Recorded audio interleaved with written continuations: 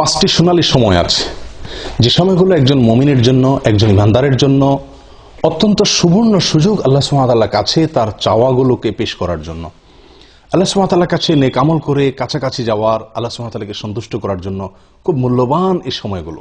সেই সোনালী পাঁচটি সময় কখন? তার প্রথমটি হলো জোহরের সময়। মুসনাদে আহমদের এক হাদিসে বর্ণিত আছে, নবী সাল্লাল্লাহু আলাইহি ওয়াসাল্লাম জোহরের ফরজের আগে 4 রাকাত সুন্নাত সালাত নিয়মিত পড়তেন।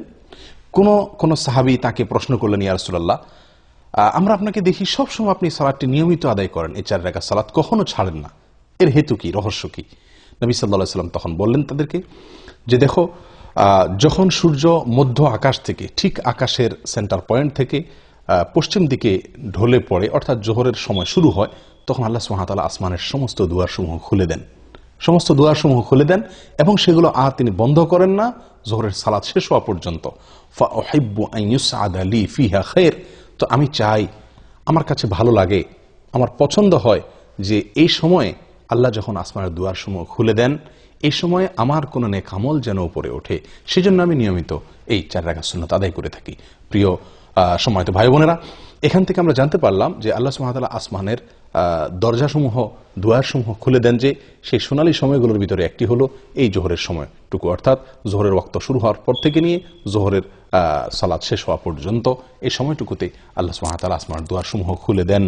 এবং এর পাশাপাশি আমরা নিয়মিত হয়তো অনেকেই আলহামদুলিল্লাহ জোহরের আগের এই সুন্নাত সালাত আদায় করি, কিন্তু হয়তো কয়জন লক্ষ্যই করি না আমরা যে এই সময়টুকু আসমান এর দরজাসমূহ আল্লাহ সুবহানাহু ওয়া তাআলা খুলে দেন। সেই কথা মাথায় রেখে যদি আমরা সালাত আদায় করি, এবং নবী সাল্লাল্লাহু আলাইহি সাল্লামের প্রিয় ছিল যে এই সময় কোনো নেক আমল যেন উপরে ওঠে, আর সেদিকে তাকায় যদি আমরা ওই 4 রাকাত সুন্নাত আদায় করি, নিঃসন্দেহে সেখানে ভিন্ন রকমের স্বাদ, ভিন্ন রকমের মাত্রা আমরা অনুভব করতে থাকব। এগুলো এক সময় জোহরের সময় আল্লাহ সুবহানাহু ওয়া তাআলা আসমানের দুয়ারসমূহ খুলে দেন, যেটি মুসনাদে আহমদের হাদিসে বর্ণিত হয়েছে বিশুদ্ধ সূত্রে। নাম্বার 2, আযানের পরে, আযানের পরের যে সময়টুকু, আযানের পরপর কিছু সময়, এই সময়ও আল্লাহ সুবহানাহু ওয়া তাআলা আসমানের দুয়ারসমূহ খুলে দেন। নবী সাল্লাল্লাহু আলাইহি সাল্লাম থেকে বর্ণিত হয়েছে সহিহ তারগীব ওয়া তারহিবের ভিতরে এর হাদিস, তিনি ইরশাদ করেছেন, ইযা নুদিয়া বিস-সালাহ, যখন সালাতের জন্য আহ্বান করা হয়, আযান দেওয়া হয়, ফুতিহাত আবওয়াবুস সামা ওয়াস্তুজিবাদ দুআ, তখন আসমানের দুয়ারসমূহ খুলে দেওয়া হয় এবং বান্দার দোয়া কবুল করা হয়। দোয়ার নির্দিষ্ট কোনো পদ্ধতি, ধরা বাঁধা কোনো সিস্টেম এখানে বর্ণিত নাই, বরং মনের যে কোনো চাওয়াকে মনে মনে আল্লাহ সুবহানাহু ওয়া তাআলার কাছে পেশ করার জন্য মূল্যবান একটি সময় হলো এটি, অর্থাৎ আযানের পরবর্তী সময়টুকু। এটিও সোনালী 5টি সময়ের দ্বিতীয় এবং গুরুত্বপূর্ণ একটি সময়, আযানের পরবর্তী সময়টুকু। 3 নম্বর যে সময়টি সোনালী 5টি সময়ের ভিতরে, সেটি হলো এক সালাতের পরে অপর সালাতের জন্য যখন মানুষ অপেক্ষা করে, এই সময়টুকু, এটিও খুব গুরুত্বপূর্ণ একটি সময়। সূরা ইবনে মাজাহ হাদিসে বর্ণিত হয়ে আসছে, নবী সাল্লাল্লাহু আলাইহি সাল্লাম বলেন, আবশিরু আবশিরু হাযা রাব্বুকুম, তোমরা সুসংবাদ গ্রহণ করো, এই যে তোমাদের রব, কদ ফাতাহা বাবা মিন আবওয়াবিস সামা, আসমানের দুয়ারসমূহের মধ্য থেকে একটি দরজা তিনি খুলে দিয়েছেন, এবং ইউবাহি বিকুমুল মালাইকা, তোমাদের নিয়ে ফেরেশতাদের সঙ্গে তিনি গর্ব করছেন, বলছেন যে দেখো, আমার বান্দারা আমার নির্ধারিত ফরজ সালাত আদায় করার পরে অন্য ফরজের জন্য তারা অপেক্ষা করছে। প্রিয় বন্ধু, তাহলে এক ফরজ আদায়ের পরে অন্য ফরজের জন্য যখন মানুষ অপেক্ষা থাকে, ওই সময় আল্লাহ সুবহানাহু ওয়া তাআলা আসমানের দুয়ার খুলে দেন। এটিও সোনালী সময়সমূহের মধ্যে থেকে একটি। নাম্বার 4, ভোর রাত বা রাতের শেষ প্রহর, এটি অত্যন্ত মূল্যবান সময়ের মধ্যে থেকে একটি। আল্লাহর কাছে বান্দার আরজি পেশ করার, আল্লাহর কাছে বান্দার চাওয়াগুলোকে উপস্থাপন করার, দোয়া করার অত্যন্ত মূল্যবান সময়, বলা যায় সবচেয়ে সেরা এবং শ্রেষ্ঠ সময়। নবী সাল্লাল্লাহু আলাইহি ওয়াসাল্লাম ইরশাদ করেছেন, এই সময় আল্লাহ সুবহানাহু ওয়া তাআলা আসমানের দুয়ারসমূহকে খুলে দেন এবং একজন ঘোষণা দিতে থাকে, আছে কি কোনো প্রার্থনাকারী যে চাইবে, প্রার্থনা করবে, আল্লাহ তাআলা তার প্রার্থনা মঞ্জুর করবেন? আছে কি কোনো বিপদগ্রস্ত যে ব্যক্তি বিপদে পড়ে আছে, সে আল্লাহর কাছে মুক্তি চাইবে, আল্লাহ তাআলা তাকে মুক্তি দান করবেন? এভাবে যে কোনো মুসলিম এই সময় দোয়া করলে আল্লাহ তাআলা দোয়া কবুল করেন এবং আসমানের দুয়ারসমূহ খুলে দিয়ে রাখেন দোয়া কবুলের জন্য।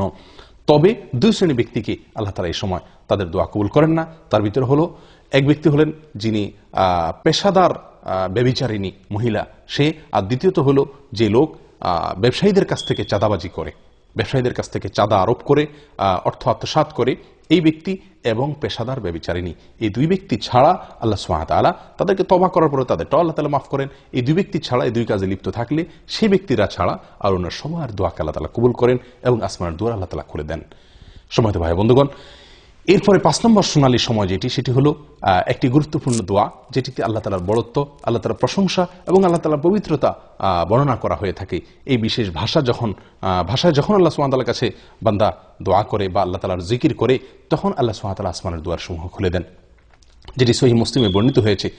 আব্দুল্লাহ ইবনে আমর রাদিয়াল্লাহু তাআলা বলেন, একবার নবী সাল্লাল্লাহু আলাইহি ওয়াসাল্লাম সালাত আদায় করছিলেন সাহাবীদেরকে নিয়ে। পিছন থেকে কেউ একজন একটি দোয়া পাঠ করলেন। দোয়াটি হলো এই: আল্লাহু আকবার কবীরা ওয়ালহামদুলিল্লাহি কাসীরা ওয়া সুবহানাল্লাহি বুকরাতাও ওয়া আসীলা। আল্লাহু আকবার কবীরা ওয়ালহামদুলিল্লাহি কাসীরা ওয়া সুবহানাল্লাহি বুকরাতাও ওয়া আসীলা। নবী সাল্লাল্লাহু আলাইহি ওয়াসাল্লাম সালাতের শেষে জিজ্ঞাসা করলেন, মানিল কাইল, কোন ব্যক্তি এই দোয়াটি পাঠ করলেন? তখন যিনি পাঠ করেছিলেন তিনি বললেন, ইয়া রাসূলুল্লাহ, আমি পাঠ করেছি। নবী সাল্লাল্লাহু আলাইহি ওয়াসাল্লাম তখন বললেন, আমি আশ্চর্যান্বিত হয়ে গেছি, তোমার এই দোয়া পাঠের পর আল্লাহ সুবহানাহু ওয়া তাআলার পক্ষ থেকে আসমানের সমস্ত দুয়ার সমূহ খুলে দেওয়া হয়েছে, এটাকে অভ্যর্থনা জানানোর জন্য, এটাকে ইস্তেকবাল করার জন্য। তখন আব্দুল্লাহ ইবনে আমর রাদিয়াল্লাহু তাআলা বলেন যে এরপর থেকে আমি আর কখনো এই দোয়া পাঠ ছাড়িনি। সলাতের বাইরে সবসময় দোয়া পাঠ করা যায়। আল্লাহু আকবার কবীরা ওয়ালহামদুলিল্লাহি কাসীরা ওয়া সুবহানাল্লাহি বুকরাতাও ওয়া আসীলা।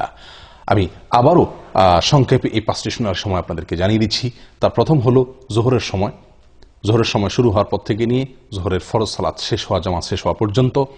আর দ্বিতীয়ত হলো আজান যখন দেওয়া হয় সালাতের, 5 ওয়াক্ত সালাতের আজানের পরবর্তী সময়টুকু।